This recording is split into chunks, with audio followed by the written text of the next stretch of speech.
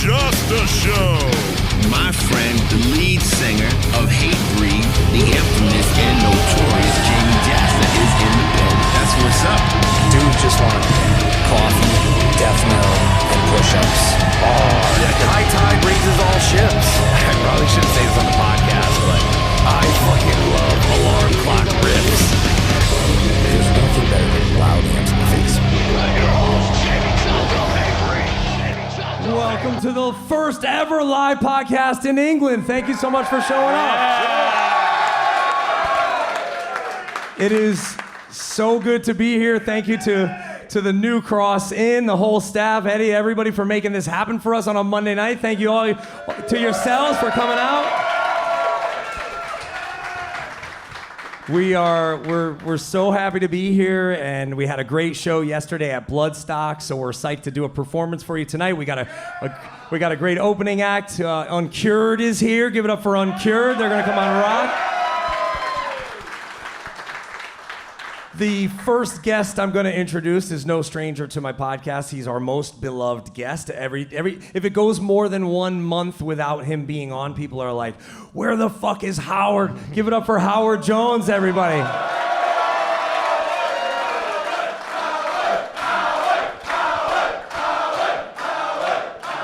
Still uncomfortable. Howard is just acclimating again. I was like, you have to come into the crowd with me last night. I was like, we're going into the crowd. We're gonna film. We filmed a little web show called Metal Dudes Doing Non-Metal Things. And we had a lot of fun doing that. It's on YouTube if you haven't seen it yet. And so Howard was so gracious with his time to come out, and he dealt with all the close talkers at the festival. Those people that have to talk to you just like this. I know the feeling. I love the Rose of Sharon. It's the greatest song ever. Let me tell you the lyrics, Howard. My next guest is one of the most incredible riff beasts on the planet. You know him from Fear Factory, from Assassino, and all his previous projects, Divine Heresy, Brujeria. I gotta roll the R's for any. Brujeria. Mr. Dino Cazares, everybody.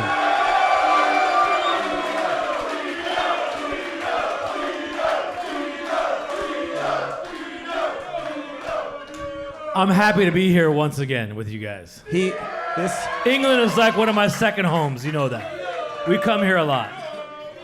Dino was... When I say D-I, you say N-O, D-I. D-I. This is so great. So last night, Dino goes in the crowd, he's showing people how, like, to what is the lime salt you put in the beer? No, it's called tahine. Some of you might have heard of it, maybe not, but it's crushed chili powder and lemon powder, and you put it in your beer, and it makes it spicy. So it's really good. Yeah, the people were like trying it out, coming into, what was it, like Hobgoblin beer, or what was that? Yeah, Hobgoblin beer. And so fans are coming up to Dino, great show, and he's like pouring the... Yeah, I was pouring the stuff in everybody's drinks. And anybody that didn't know what was going on would just think that he was roofying these people. Like, that Dino, he's a real wild one. All right, so my next guest, I've done 2 albums with this guy under the banner Kingdom of Sorrow. One of my favorite people on earth, one of the most beloved metal musicians in all of the world, and a riff beast in his own right, one of my best friends, Mr. Kirk Windstein.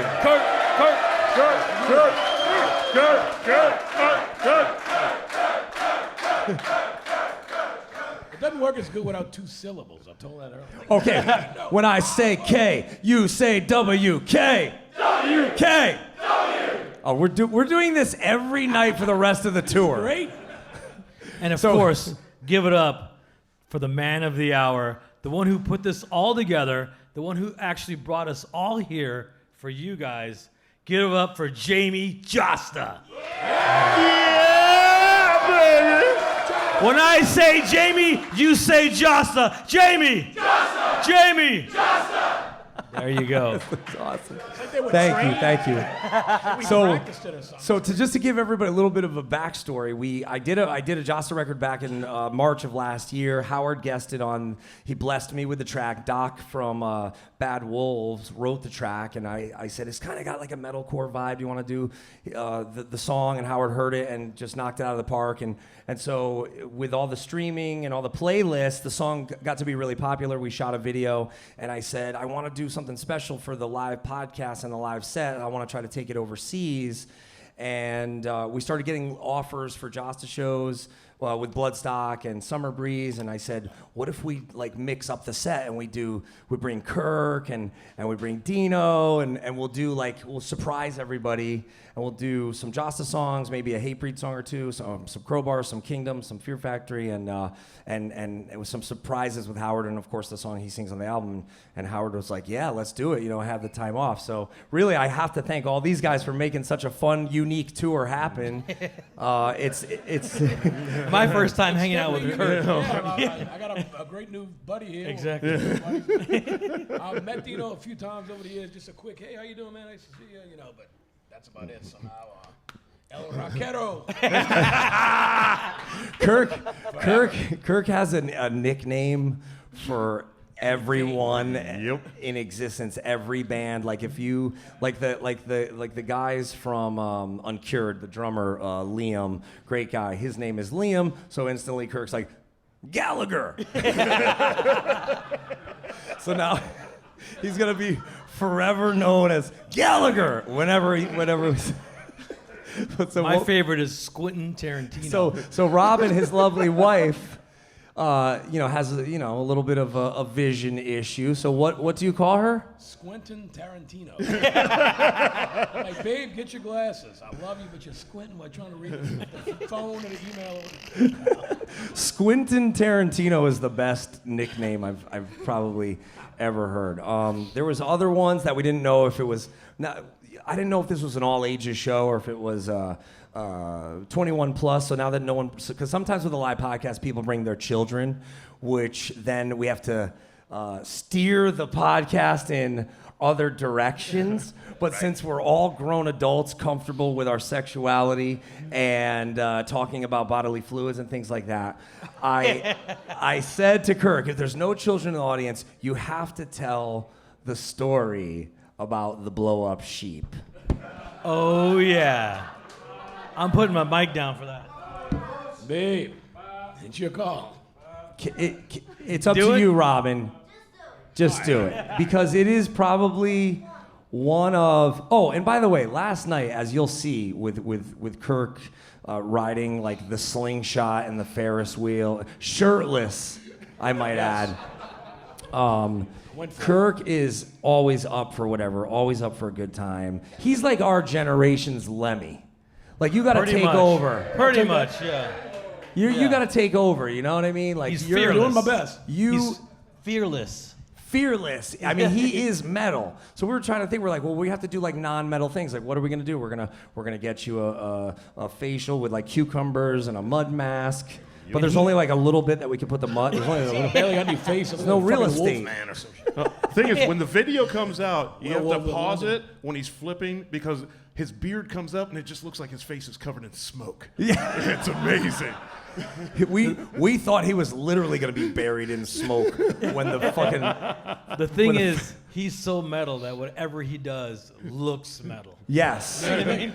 Doesn't matter. Yes. So, all right. So let me set up the story, or let me set up the story how I heard it happen, which was you were given one of these blow-up sheeps. What's the plural of sheep? Sheep. Sheep. Sheep. It's not sheeps. Shite? Just sheep. Shagger. Okay. You've seen them at shows, right? Like people will bring a blow-up sheep to the show and they'll inflate it and They sell them at sex shops here. Yeah. Yes. As a gag. All right. How do I you think know so. this? I You visited. said here. Well, I meant the UK and places like all over the UK. I've seen a few sheep shaggers in my time, including him. I was young. All right. So take us from there. Who gave you the sheep? A good old friend of mine named Greg Hatch gave it to me as a gag gift on my birthday along, with a real gift or something. As a gay gift or a gag? Gag. Oh, Jesus. sorry.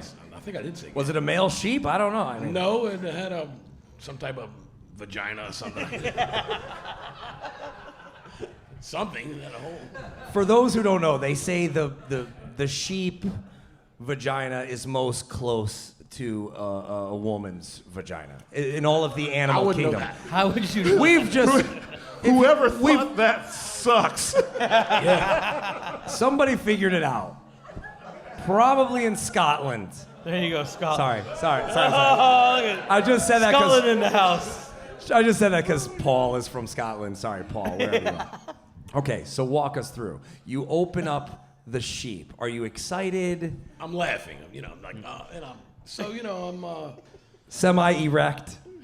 No, not yet. Until I popped in the porn VHS. That's how old it was. VHS. So I blew the thing up. I was home by myself. Oh, it's called the Love You doll, like UWE or whatever they call it. Yes. And it comes in black and white, so it's. I had the white one, but whatever. I'm sure the black one's the same. But so I proceeded to blow up the doll, pop in the tape, and What tape? it was like 80s, like Gingerland or something. I don't know. Okay. Yeah, some old Wait. 80s porn, you There mean. is no conversation of convincing going on. It just seems like, here, okay. I mean, Where's the gap? Where I you guess had my to- first intention was I laughed because it is funny, and then I'm like, well, I've got to try it out. I mean, it's just a piece of That's plastic. what I I'm was not doing looking for. anything- Not doing anything bad here. So so anyway, I blow it up. I pop in the tape. I'll try to keep it as unembarrassing as possible, but the ending of the story is very funny. So I'm watching the tape and everything's great until it comes time to have an orgasm. And my dog comes running up and barks at the sheep and bites the neck. So all of the air is running out, and I'm trying to finish what I'm doing as quick as I can while slapping the dog and trying to have air still in the sheep. And thankfully, I guess thankfully I was able to finish before all the air went out of the sheep. Kirk! I love you, Robin. She knows the story, though. And that's how Kirk became my buddy. Hey, there you go, Robin. So at 5 a.m. this morning, I'm here. Our tour manager, Marcus. Thank you, Marcus, for everything. He's the best tour manager in the world. Shout out to Marcus. Schlumpf is his name. He says to me, what was that song? He has a German accent, so I'm sorry I'm doing your imitation, Schlumpf. He says, what was that song that was stuck on a loop and it kept playing over and over this morning? I kept hearing it over and over for hours. We were like, that wasn't a song on a loop. That was Kirk singing Wasp. But he replaces, so the song is L-O-V-E, all I need's my love machine. But he changed it to D-I-N-O, all I need is old rock and roll. Rock and roll. So, I sang it for like an hour. Sorry, Shalom. but he was fun. singing this all morning. Everyone had gone to bed on the bus. He's the only one down there. And I text Dino and I go, did you know Kirk was like this? And he goes, what did you write me back? I heard. I went to sleep about 1:30. I don't sleep much. I woke up at 5. He was still there. Singing. Yes. And the best part about that sheep story is that's actually like one of the more tame Kirk stories that is out there. So when are we gonna get like the book? When are we gonna get the movie about your life? And who could we get to play you in the movie? Him. Ron Jeremy. I'll be myself, but Yeah. honestly, if I ever did a book or like a documentary or something, I wouldn't want to do like the Motley Crue. I wouldn't want to tell all of that. I would want it to be from what I really feel as a music fan, a music lover, and I would want it to be about my life, how I discovered music, how I started playing guitar, all blood, sweat, tears, and beers that went into getting me where I am today, and really make it something that everybody would enjoy, not so much just because everybody's books are all full of sex, drugs, and rock and roll, and whatever. But I would want it to be something a lot more personal that would be PMA, a positive mental attitude direction with it, where it would inspire young kids to pick up an instrument and try to do what I've done. Yeah, no, because so many people have, once Crowbar came out, and I remember in the early 90s, so many people started tuning down and having the sludgier sound, and you really are, one of the pioneers of that. But would you put in like the early stories, like the early days of like hanging out with Damme and how you met the Pantera guys? Yeah, absolutely, because it really was a positive thing, and I tell that to everyone. Always asks, what's the funniest thing that ever happened on tour? I say, I don't have one particular story, but you can bet Damme was involved. Yes. It's the truth. But the truth is, it was just two guys who loved music and loved to play guitar, just doing stupid shit, getting drunk and having fun. It was never anything, bad or whatever. It was just good, clean fun with a lot of Crown Royal and whatever, shit like the Hulk and all that kind of stuff. Yeah, It's all that Damme. was one of the cool things I learned yesterday, that there was, in one of the Pantera videos, I guess they dressed him up as the Hulk. So it was called the Hulk Blood. So yesterday we were doing a signing at Bloodstock, and this kid came up with a shirt of him dressed as the Hulk.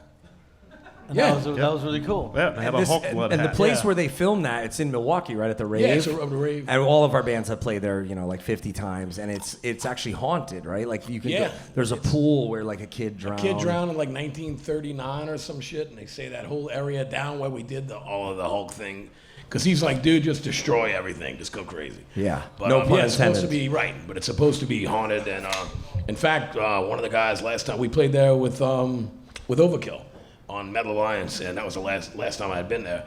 And the guy was going to give us a tour because there's one old guy that's got all the stories, and it's. But Damme said, "Go in there, smash everything, Everything and you you can, want. and he'll pay for it." Right? Yes, and what happened was he didn't pay for it. So like, I don't know, a couple of months, 6 months later, Down does a small tour for the NOLA record, which had just come out, and we play the Rave. Now, of course, Pantera in Eagles, the big room upstairs. So we get there, and we're having trouble getting paid because Damme, and we're trying to tell the guy, no, he's not in Down. Phil, he plays in Pantera with Phil Anselmo, but we're a whole different band. It's not, but they knew I did it, and Damme said he'd pay for it, so they try to take our gig pay to pay for all of the damage that was done. So that was Dom's damage plan. What was the most he paid someone to do a stunt? Like, and because I've heard there's some that didn't make it on the videos that I guess they're still trying to work out the I don't know. I clearances. mean, the Hulk was free, but I did the 5 double Greyhounds in 5 minutes for $500 on one of the Pantera home videos. A double Greyhound? Five double Greyhounds in 5 minutes for $500. So it's 10 shots of vodka in 5 minutes. And then I had a 6th one to celebrate that I just made $500. I asked, I forget if it was on the podcast or if it was when me and Dino did a podcast we had to delete. It was too offensive. The sheep story was nothing compared to this but I think I don't know if it was on that one that we had to delete where you said like when they would call you Dino. Like Vinny and Damme. All the guys in Pantera would always call me, "What's up, Dino? What's going on, Dino? What you doing, Dino? Go get some tequila shots, Dino." Yes. Because they always tried to make me drink the black tooth thing, and I never liked it. And they go, "Well, what do you drink?" And I go, "I drink tequila." And they're like, "All right." And they pull out some money. They wouldn't send their driver to go get some tequila. They came back with a case. For the whole tour, I had to drink that case of tequila. And I was hurting every night. Oh, yeah. I would have to hide. We didn't get to tour with Pantera, but we got to tour with Damage Plan, and I would literally have to hide. And they'd be like, "Where's Jasta?" And I'm like, "Please, no, my liver was like trying to run away from me." It was like trying to fly out. But there was nights where, they would buy like 7 cases of White Castle, and we'd be trying to like knock on people's hotel room doors to give them cases of White Castle. And then the next morning, the maid is coming through the hallway, like, and it just smells like shit. It's just rotten White Castle burgers and.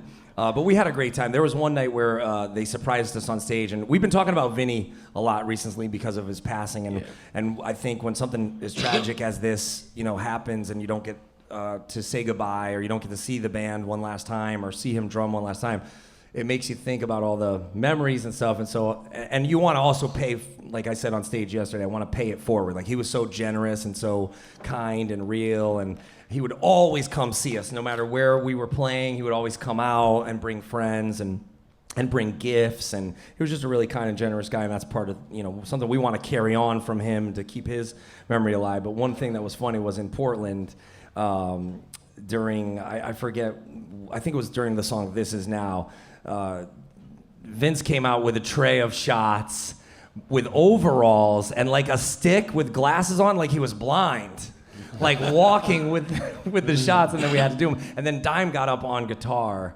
and actually played the song with us. So we're trying to find the video of it. I think Bobby Tongs, I think, has the video. But what is your favorite memory of jamming? They would always invite, on the 1999 tour that we did with them, they would always invite me to come out and play Walk. So they would always, because I was probably more equal in size to Vinny, they would try to do my sideburns like Vinny's. Yeah. But I didn't have the sideburns, so they would paint them on. Until I realized it was hard to get the paint off. It was like Sharpie. They did it with Sharpie. I was like, oh. And then they painted my goatee pink, so I was kind of like a cross between Damme and Vinny. Yeah. And then I would come out and do Walk with them every night, but I was wasted, and I hardly even remember it because I was so wasted. They were making me do tequila shots every night before I went on stage. That's just how they were, man. They were so fun. I love the fan that came up to you and goes, "Man, you guys are great. You're like Pantera with keyboards." Yeah. Yeah. When our second record came out, when we were touring with Pantera, there was a lot of people who had never heard of us before. So a lot of people, we were playing like in the Midwest somewhere, and they had the accent.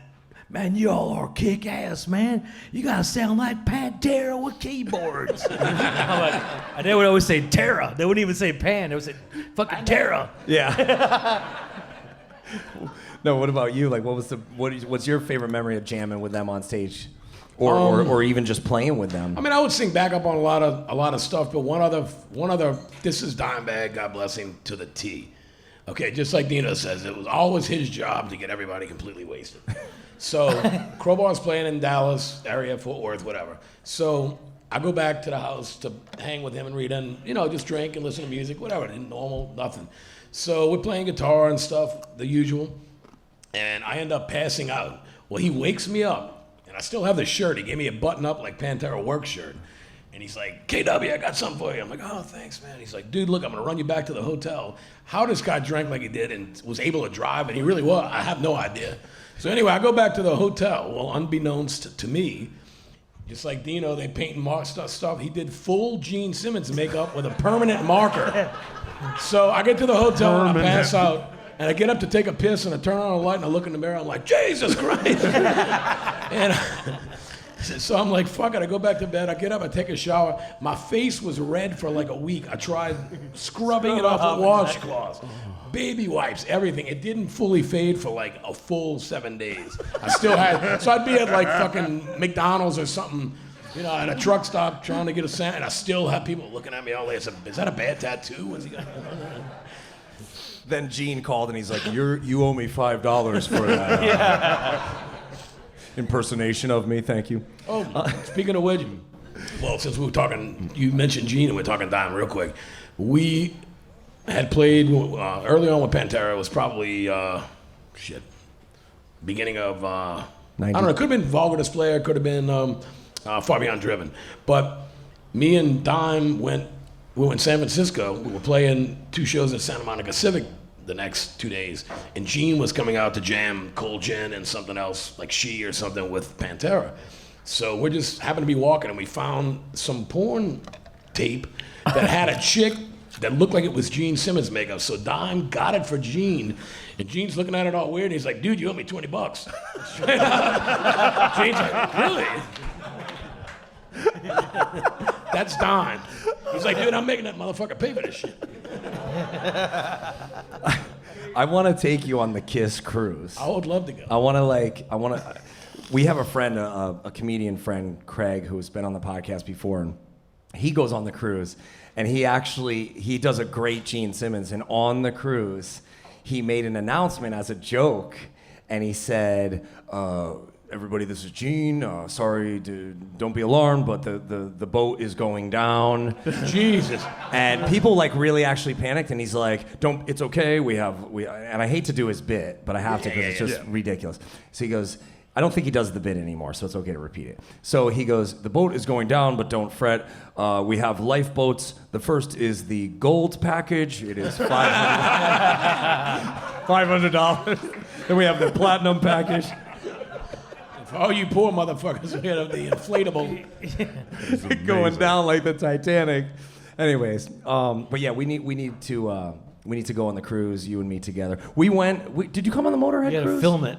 No. Oh, we did the Motorhead cruise with COC, and I had just had Pepper on the show, and Pepper literally did the cruise with a broken collarbone, Jesus. like out to here, and he's walking around like with the and it was Slayer, it was Motorhead, Anthrax, Hatebreed, Suicidal Tendencies, and it's made me that was a couple years ago, obviously, but it's made me think, like, we need to do another metal cruise. Like, if we did a cruise, would you guys, hypothetically, would you come on the cruise? Okay.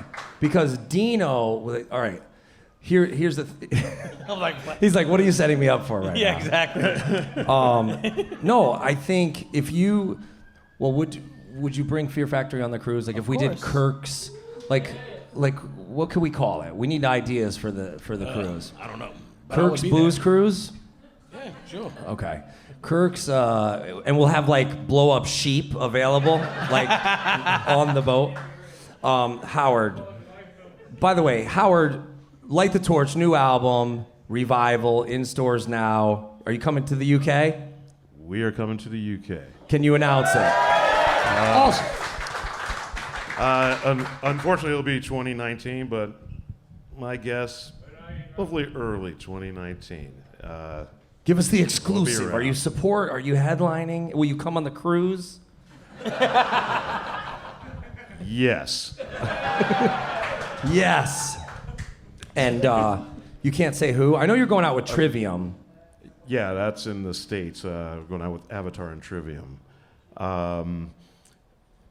Nope, can't say just yet. Okay. Sorry. Well, so Howard, we did a podcast. We do a little side podcast called How Awesome Is This? Howard's a big Jean-Claude Van Damme fan. So if you're wondering why we have a shirt of Howard doing a split, it's actually Van Damme doing the split, but we just superimposed Howard's face on it. Yeah, because you all thought that was me. But we want to do the next. Actually, we're thinking about doing the podcast with all four of us, where we watch the movie Kickboxer Yes. All right. together and give our commentary. But so here's my question for the three of you: if I want to do Kickboxer, but what would be the next Van Damme? What's your next favorite Van Damme movie? We already did Bloodsport, but now we want to do Ask Kickboxer. Howard, because I'm a semi-fan, but definitely not. Is that you're more Chuck Norris? And Steven Seagal, too. Steven Seagal. Yeah. Controversy. And actually, there was that Steven Seagal show. He's like deputized in New Orleans. And he had a thing where he would he's like a real cop Police or something. officer, yeah. Yeah. And he would like really arrest I people. watched a couple episodes. It's kind of weird, but it's real. So we did it. We edited our DVD, Live Dominance, in 2009. We edited it at a editing suite in Staten Island, where I guess he used to live or he used to own. And so there was his posters everywhere, all this stuff, and they were telling us some stories. I probably am going to get in trouble for saying this on the podcast, but some of the secrets were that that's not him running in any movie. It's like he's not allowed to be filmed running. And I was like, you're kidding me, whatever. And so then I looked this up, and I found a video of him running. And I know why they don't want him running in the movie. Because he runs like a duck. It's crazy. Now, if we see Steven and he tries to kick my ass, what are your recommendations to defend myself? Run. Apparently he can't.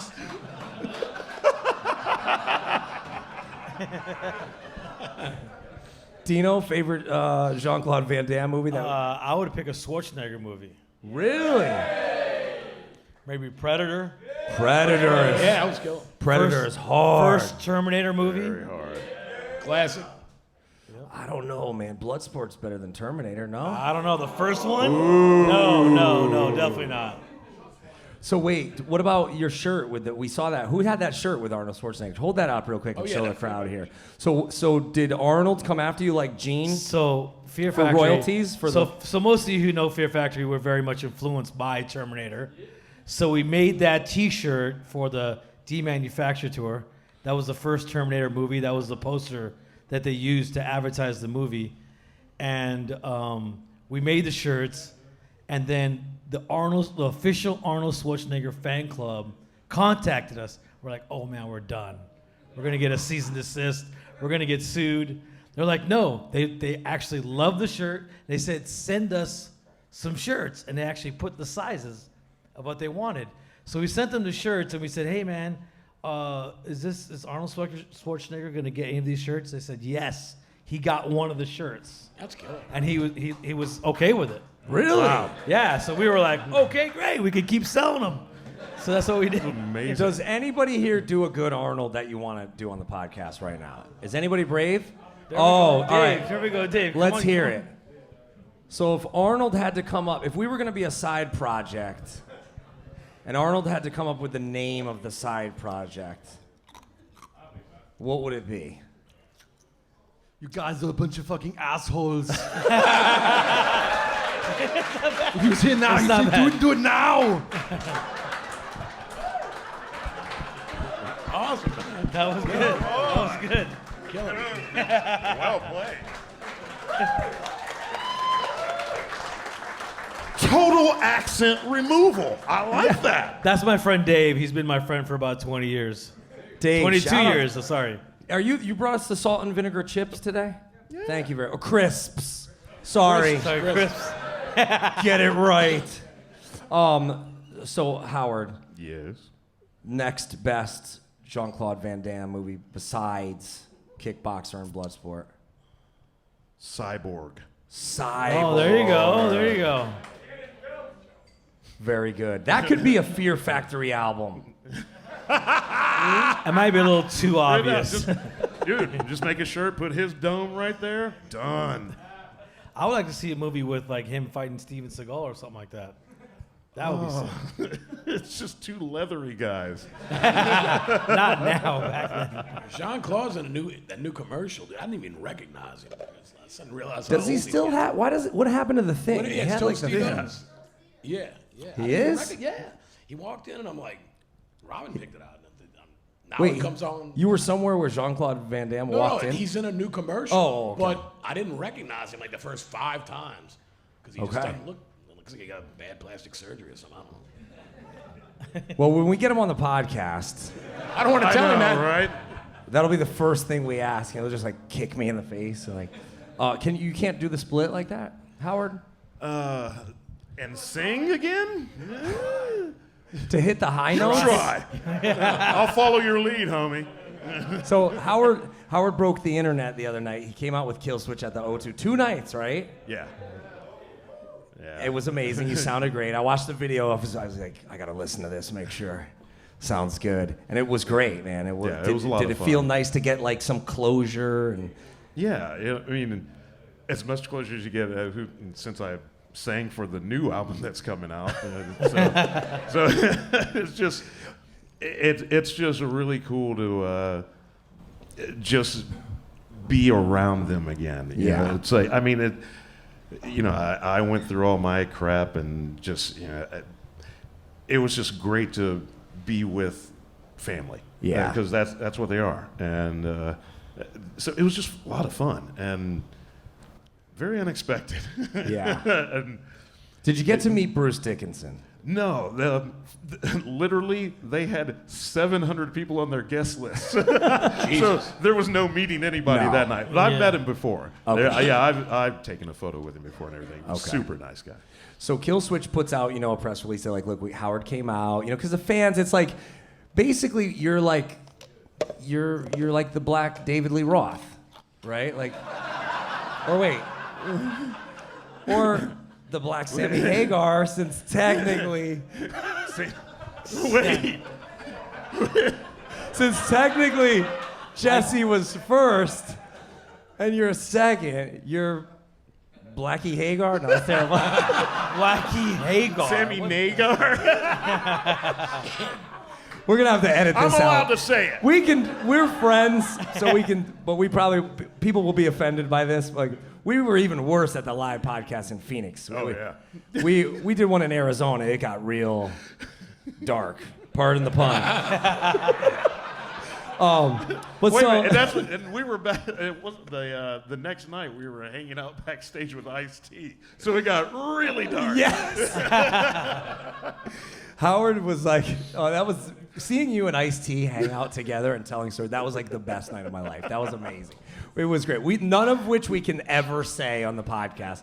The things that we're talking about. But no, like the fans, they do. It's gotten to the point with Killswitch where they argue like the Van Halen fans or like any fans who just like both singers, and both singers had hits with the band and have a great catalog, and it's a testament to Joel and Mike D and Justin and Adam, and their songwriting and being able to work with two different personalities and Absolutely. two different singers. But I liked what they posted because they said like, look, Howard came out, did the song, he's doing a song on the new album, but this whole like fan division and this whole like back and forth, it's got to stop. Like, you have your own band now, you're on your own path, and I felt like they did something positive in trying to have some sort of public closure. But you've been hanging out with them for months, or if not like over a year. Yeah. How long ago did you record the song with them? Well, actually, that wasn't that long. Days are weird to me. I'm always somewhere. That was. Like I 6 think I months was. ago? I was like in New York, and it's like, hey, can you come do this song? So I flew to San Diego and then left. Yeah. So I'm like, I can't remember when it was. I think also there's this, I don't know, maybe just because we're all in bands and musicians and we deal with so many different personalities, and we're always in a new place, we're always at a new venue, and we just view life a little bit differently, I think, than someone who's just listened to the band and doesn't know you personally and doesn't know them.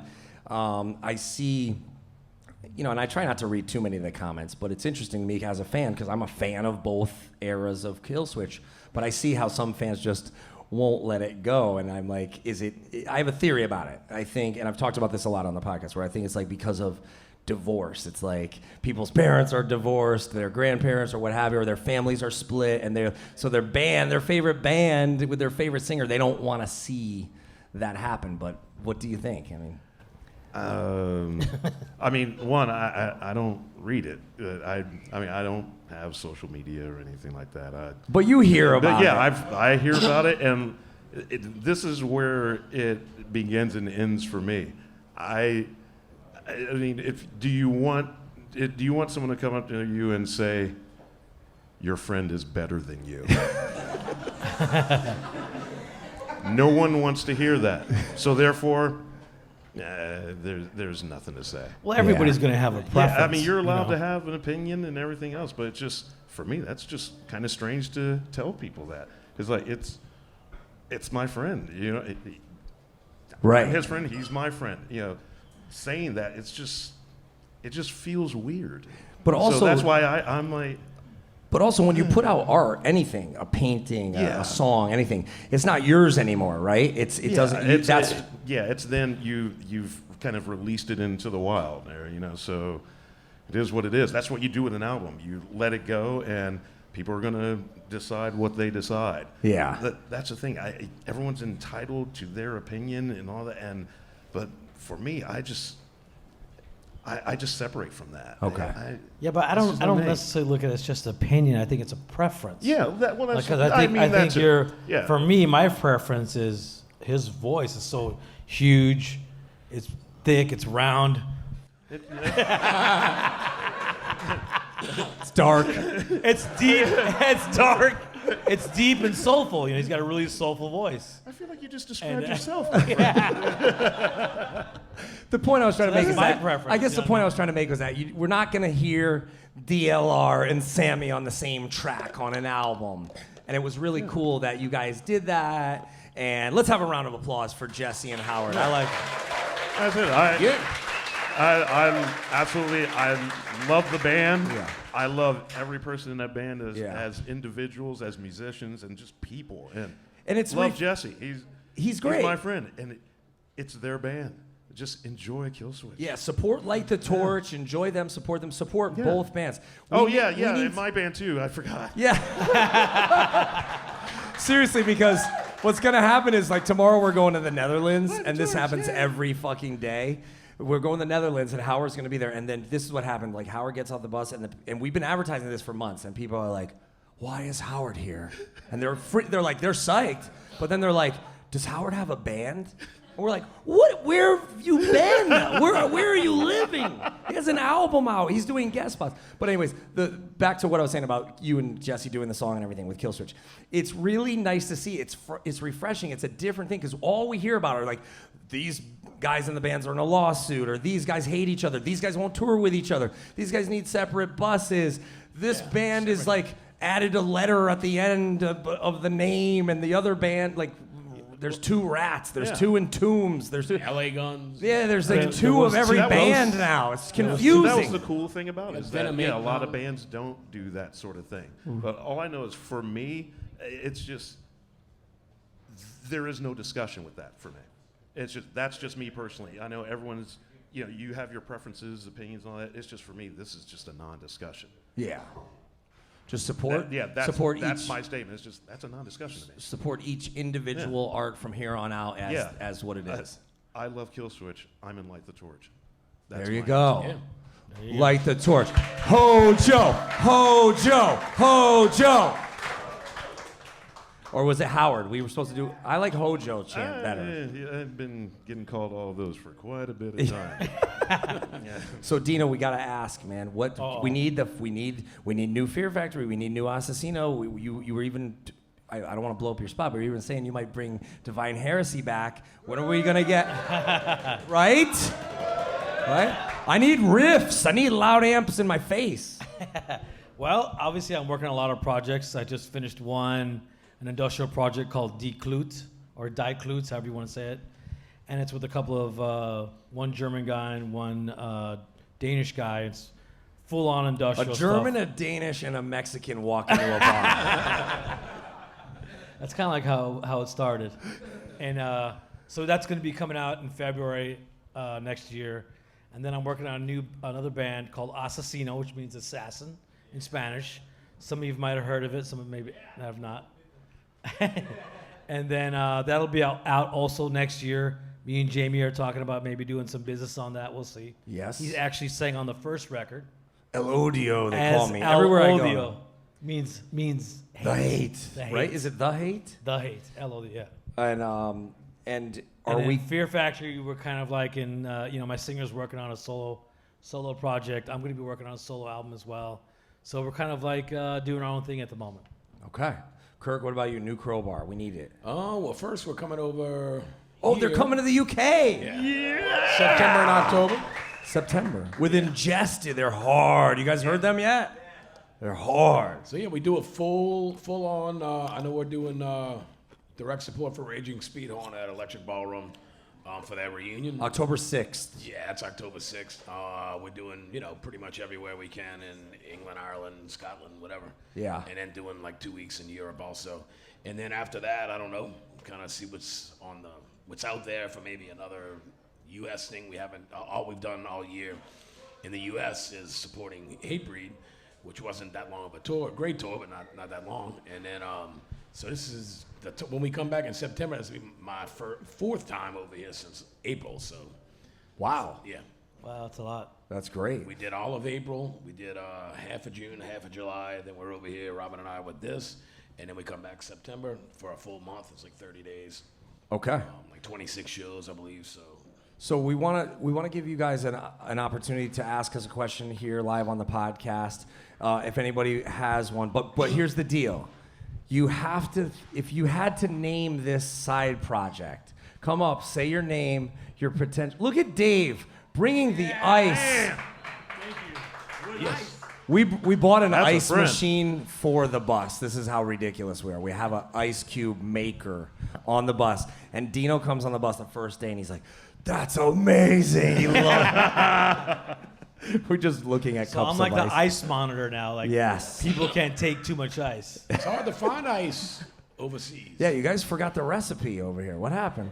All right, so we're gonna give you Howard's. Sorry.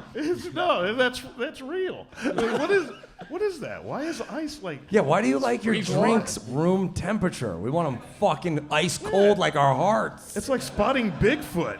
It's like there's ice. Your milk isn't in the call 'em- refrigerator. In What? Europe, we call them European diamonds. It's like, oh my God, there's a bowl of European diamonds in the dressing room. It's amazing. I swear to God, I went up to a bar. It was on the Sepultura tour. It was our first time in Europe. I think it was the year 2000 or 2001. And I go up to the bar, and they give you like a cup, and then if you give the cup back, you get like €2 or whatever. Because they're environmentally conscious and they don't want to waste cups.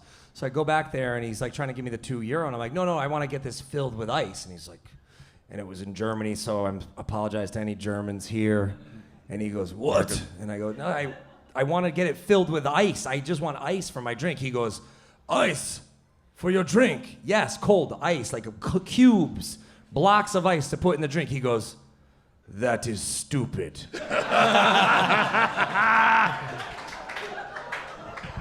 It's like, fuck, all right, shit, Jesus. Anyways, all right, so your name, what your potential side project name for the four of us, and then any question you want for the four of us. And so who's got the first question? All right, right here, my man with one of the best shirts of the night. What is that? Is that is it a black lab on the? It's a black Labrador. Yes, Labrador, look at ultimate that. Pet, the ultimate pet. Well, very good evening to you all. My name is Ryan. My name for the side project would be the Shaggers. Now, if anybody's never paid a holiday to Scotland, this is our little word for someone who's really cool. You say you're a shagger. This means you're getting laid all the time. You must be getting shagged all the time. So you guys, all four of you, shaggers. So the Shaggers, it has to be. I like the sheep shaggers, man. Yeah, exactly. If you go up to Aberdeen, be my guest. Go for it. Why not? Why not? So my question for you, gentlemen, is that we all listened to Hatebreed records when we were kids. We've all now got a good positive work ethic. We've all got jobs. We don't have time to flick through Moshful Times, Metal Hammer, whatever else. So you guys tour a lot. We know there's some sick local scenes, particularly in the UK. My city, Glasgow. We've got Kingpin, we've got Revolve, we've got Revulsion. Sick hardcore scene. But what about you guys? What are your favourite local bands that you've found when you're out on the road? Well, actually, the other night in Connecticut, we had a great local band, Apostasy, played, and Kirk was rocking the 100 Demons shirt. That's a great band from our state. Yep. And then, Tyler, who's going to play guitar with us, whose brother, Joel, is actually in Killswitch. Tyler's going to come out and jam with us later. His band. Then my friends came out from LA to Bloodstock, and they're called Sangre, which means blood in Spanish. And they played yesterday, and they had a great crowd. So Yeah, it's Sangre. a They'll be local hanging out tonight, local I LA think. band. And then Chris, our bass player in Jasta, and he's also played with Kingdom of Sorrow, and he's in Entiero. That's a local band that he's in. What about you, Howard, in your travels? Have you seen anybody recently? Because you're all over the place. Sometimes you're in LA, sometimes you're in Canada, sometimes you're in New York, Connecticut. New blood. Man, I really haven't got to see a whole lot of hardcore recently, though. I'm a little out of the loop. Okay, that's okay. Aw. Any demos that you want to hand off to Howard? I have nothing Feel to add to free. the discussion. All right, next question. Who wants it? Anybody? Okay, here we go. Right here. What is? Oh, that shirt is fucking awesome. I love it. Groot. What's your name, and what is the name of our potential? We're gonna need a drummer, though. I think. 'Cause My I name's suck at Elwin, drums. and the suggestion would be Metal in You. EWE, Metal in You. Metal in You, EWE. Oh, And the cover of the album is just like a pit bull just ripping a plastic sheep apart, and Kirk's like trying to get the last pump in. That works. That would be pretty funny. What type of dog was it? Just a mutt, a mixed breed, like a beagle and something. It was actually a stray dog that I took in. It was a stray dog that was in a neighborhood dog. My mom took in, and then when I moved into an apartment, it was my dog. Ginger was her name, actually. Ginger. It's like, Ginger, no! Stop! Your question. Yeah. Who are your favorite modern day influences? Modern day influences. That's a good question. You know, who was I just talking to about this? I was talking to Buzz from Unearth. I had him on the show. We did Warped Tour together, and I was like, I really liked the new Unearth song, and I said it felt like they had some like new energy, like some newfound inspiration. And he said that he liked this band Knocked Loose. And he said that was seeing their energy and seeing kind of, because they kind of have like an Unearth type of tone or sound, and so. Yeah, they played in Nebraska.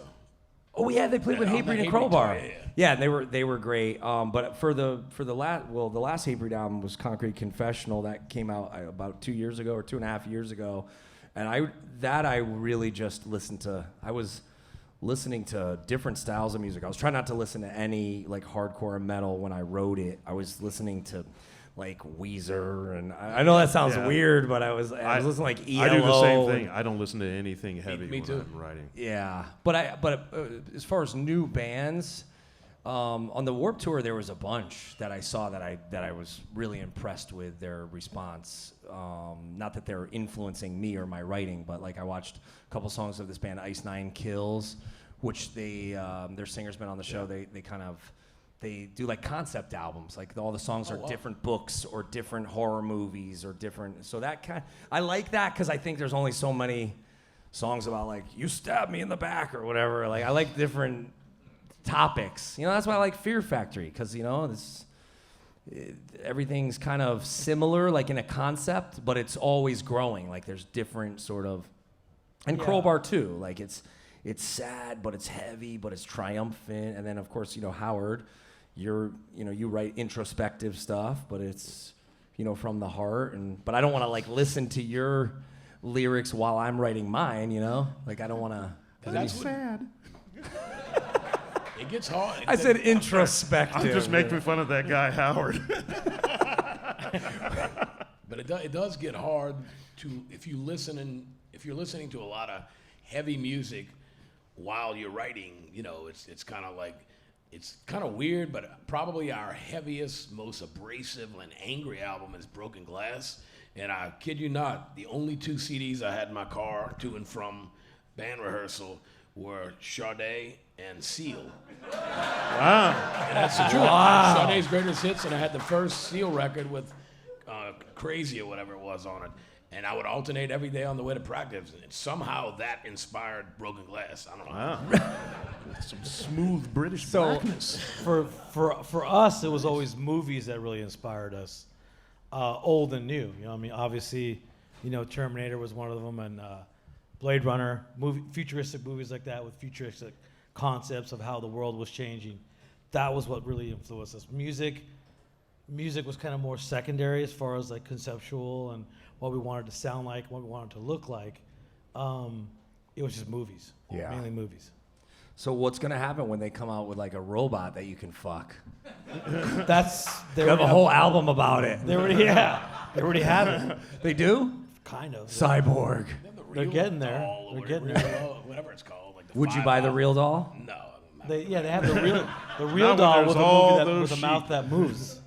Okay, so before we go, you know, I always try to talk ideas on the show. We've brought some of the ideas to life that we first talked about on the show, but this is something that's come up now that we've all heard Kirk singing various different hits in the front lounge. I think we really need to do the Old One Sings the Hits album.